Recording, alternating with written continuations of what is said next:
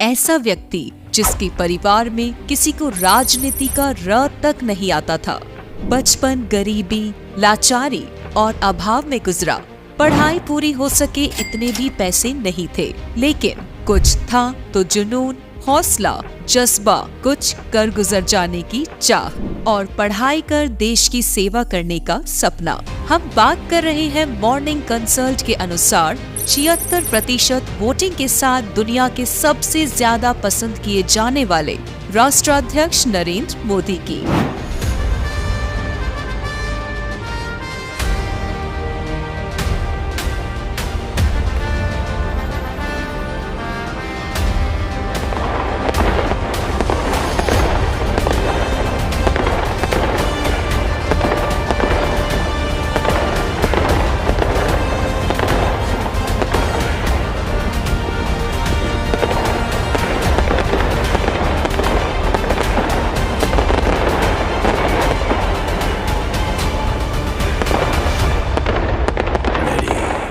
आइए आज जानते हैं कैसा रहा पीएम मोदी का बचपन। कैसे एक चाय बेचने वाले मामूली से लड़के ने प्रधानमंत्री तक का सफर तय किया।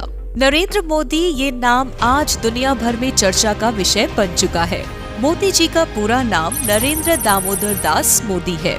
नरेंद्र इनका खुद का नाम, जबकि दामोदर दास पिताजी का नाम है।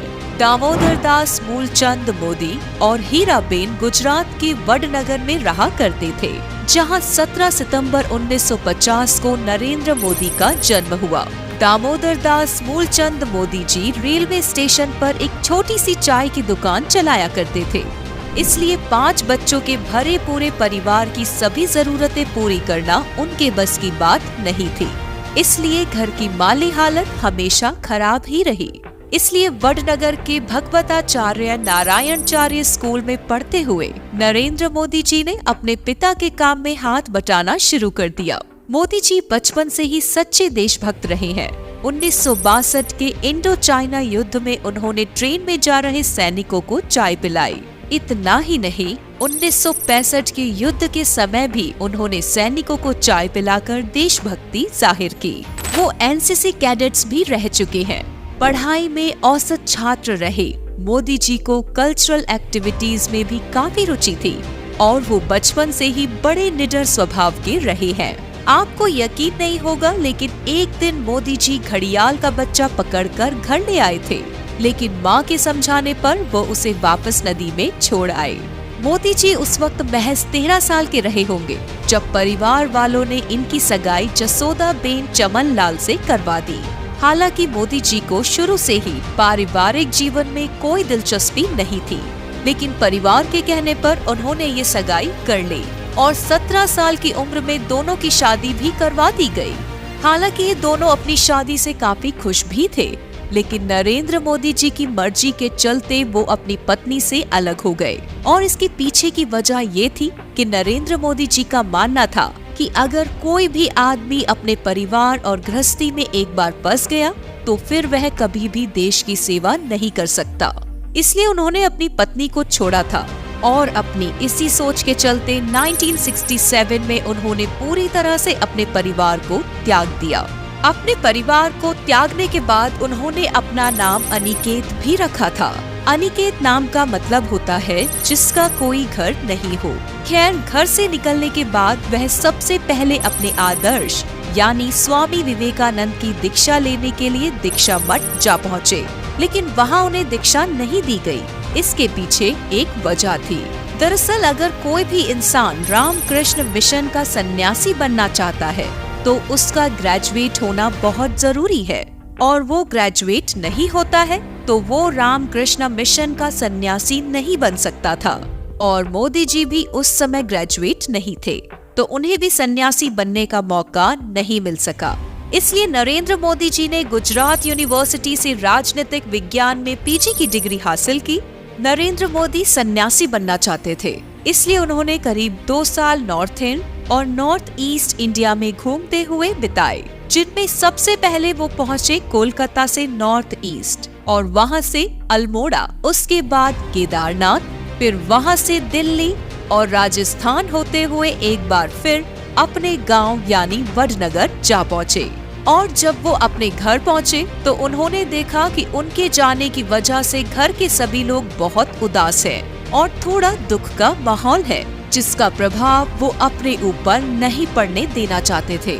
इसलिए मोदी जी कुछ ही देर में अपने घर से वापस निकल पड़े अपनी मंजिल की ओर, और इस बार वो पहुँचे अहमदाबाद, जहाँ पर उनके चाचा जी चाय की दुकान चलाते थे। तो नरेंद्र मोदी ने भी उनका काफी हाथ बटाया। इस दौरान उनका आरएसएस के रीजनल हेडक्वार्टर्स में आना जाना होता रहता था। नरेंद्र मोदी भी आरएसएस से जुड़ना चाहते थे, इसलिए उन्होंने भी मेहनत शुरू कर दी और उनकी मेहनत से खुश होकर लक्ष्मण माधवराव इमामदार वकील साहब ने उन्हें बाल स्वयं सेवक की शपथ दिलाई। ये आरएसएस में बड़े ही मेहनती कार्यकर्ता थे जो शिविरों का पूरा मैनेजमेंट संभालते थे। मोदी जी ने संघ में रहते हुए कुर्ते की बाह छोटी करवा ली ताकि कुर्ता ज्यादा समय तक चल सके। वर्तमान में उनका ये कुर्ता मोदी ब्रांड कुर्ता के नाम से मशहूर है। 1975 में जब इंदिरा गांधी ने आपातकाल लागू किया था, तब मोदी जी सरकार के रूप में भेष बदलकर सरकार की गलत नीतियों का विरोध कर रहे थे। स्वामी विवेकानंद के आदर्शों का पालन करने वाले मोदी का वर्चस्व देखते ही देखते आरएसएस में बढ़ने लगा और उन्होंने गुजरात में स्वामी विवेकानंद यात्रा भी निकाली। साल 1958 में पीएम मोदी का राजनीतिक दुनिया में सफर शुरू हुआ। 1988 से 1989 में पीएम मोदी को गुजरात भाजपा में महासचिव का पद दे दिया गया, जबकि 1995 में मोदी जी को उनकी मेहनत के चलते भाजपा का राष्ट्रीय सचिव बना दिया गया। साल 2001 में गुजरात में आए भीषण भूकंप ने जो तबाही मचाई, उसमें बरती गई लापरवाहियों के चलते तत्कालीन मुख्यमंत्री केशुभाई पटेल को अपने पद से इस्तीफा देना पड़ा और ये मौका सुनहरा बन गया पीएम मोदी के लिए, जिन्हें पहली बार 2001 में गुजरात का मुख्यमंत्री बनाया गया। इसके बाद पीएम मोदी ने गुजरात को एडवांस बनाने के लिए दिन रात मेहनत की और लगातार 4 बार गुजरात के सीएम बने। साथ ही 2002 में अश्विन मेहता को 14,728 वोटों से हराते हुए राजकोट के द्वितीय निर्वाचन क्षेत्र के लिए उपचुनाव भी जीता।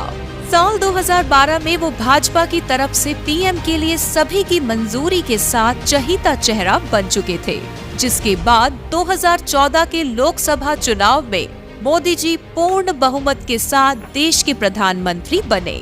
इसके बाद साल 2019 में लोकसभा चुनाव में भी उन्होंने प्रचंड जीत हासिल की और अभी 2024 के लोकसभा चुनावों में भी पीएम मोदी एक बार फिर सत्ता में आते नजर आ रहे हैं और ये सब मुमकिन हो पाया है उनकी मेहनत की वजह से। उन्होंने दिन रात एक करके 18-18 घंटे काम कर अपना नाम दुनिया भर में प्रसिद्ध कर लिया है। राम मंदिर से लेकर जम्मू कश्मीर से धारा 370 हटाने तक, कल्की धाम से लेकर ज्ञान व्यापी तक, 3 तलाक से लेकर जीएसटी तक उन्होंने तमाम ऐसे मुद्दे सुलझाए और गठित किए हैं जो सालों से चर्चा का विषय बने हुए थे। पीएम नरेंद्र मोदी की सबसे खास बात है कि वो किसी भी शुभ काम को करने से पहले अपनी मां का आशीर्वाद जरूर लेते हैं। फिर चाहे बात लोकसभा चुनाव 2014 की हो या कोई अन्य खास मौके की, वो शुद्ध शाकाहारी है और व्रत पूजा पाठ उनकी जिंदगी का अहम हिस्सा है।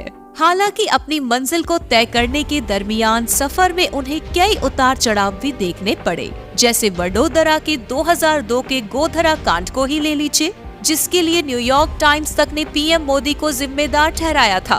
बता दें कि फरवरी 2002 को गोधरा शहर में साबरमती ट्रेन के S7 कोच में आग लगा दी गई थी, जिसमें 59 लोगों ने अपनी जान गंवाई थी। इसके बाद पूरा गुजरात मानो सांप्रदायिक दंगों की आग में झुलसने लगा, लेकिन वक्त रहते हालातों को संभाल लिया गया और अपने इसी निडर फैसले लेने के जज्बे के चलते वो आज पूरी दुनिया में मशहूर हैं। आपको ये वीडियो कैसी लगी और आपके फेवरेट पीएम कौन है? कमेंट करके जरूर बताइएगा। वीडियो पसंद आई हो तो लाइक करके चैनल को सब्सक्राइब करना बिल्कुल ना भूलें।